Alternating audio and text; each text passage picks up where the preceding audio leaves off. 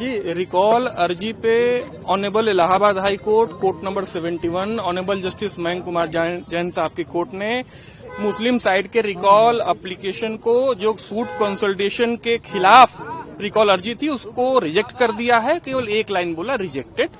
और बहरहाल अब सारे जो 15 सूट हैं उनका ट्रायल एक साथ होगा और इसमें जो है नेक्स्ट डेट पड़ेगा वो है 6 नवंबर की तारीख है, दोपहर 2 बजे इस पर अगली डेट सुनवाई है। और अब जो है इसमें आगे court honourable high court proceed करेगी और इश्यूज फ्रेम होंगे। इश्यूज फ्रेम किसी भी सिविल सूट के लिए जरूरी है और हम सब खुश हैं। ट्रायल एक साथ होगा तो समय की भी बचत है और कंट्राडिक्टरी ऑर्डर्स भी नहीं होंगे और मूल है कि समय का बचत होगा। अदरवाइज के पास क्या ये विकल्प है इस ऑर्डर को चैलेंज करने का? हाँ, वो बेशक ऑनरेबल सुप्रीम कोर्ट ने, ये ऑनरेबल सुप्रीम कोर्ट गए थे तो ऑनरेबल सुप्रीम कोर्ट ने कहा था कि आप हाई कोर्ट अप्रोच करिए, तो ऑनरेबल हाई कोर्ट में अब इनका रिजेक्ट हुआ है तो निश्चित तौर पे अब क्या करेंगे मुझे नहीं पता, लेकिन वो जाएंगे ही। एक रेमेडी है तो वो जरूर एग्जॉस्ट करेंगे। चैलेंज कर सकते हैं? बिल्कुल, वो ऐसा कर सकते हैं, उनके पास लीगल रेमेडी है और हमको लगता है करेंगे भी।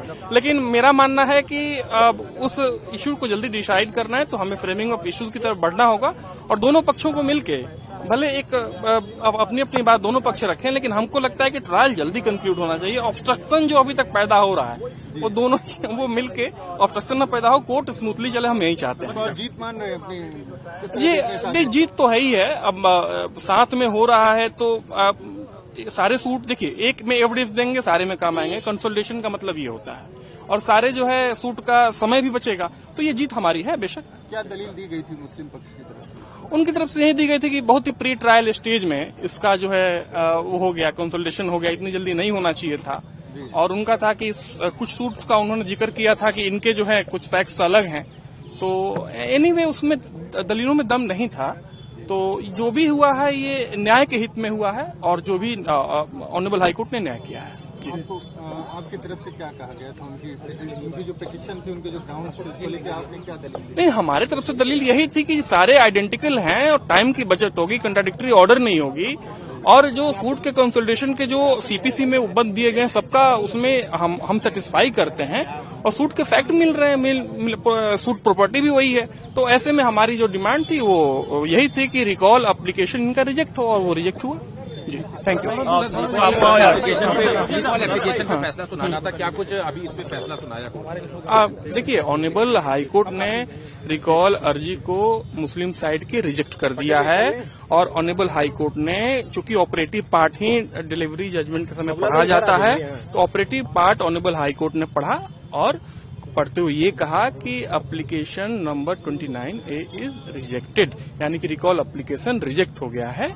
ये एक बहुत बड़ी जीत है हिंदू साइड की और हम समझते हैं कि अब आगे सूट विदाउट इंटरप्शन प्रोसीड करेगा और इससे जो है कि कंट्राडिक्टरीज जो है सूट एक साथ कंसोलिडेट होकर बढ़ेगा तो कंट्राडिक्टरी ऑर्डर नहीं होंगे, उसके बहुत सारे फायदे हैं दोनों पक्षों के लिए।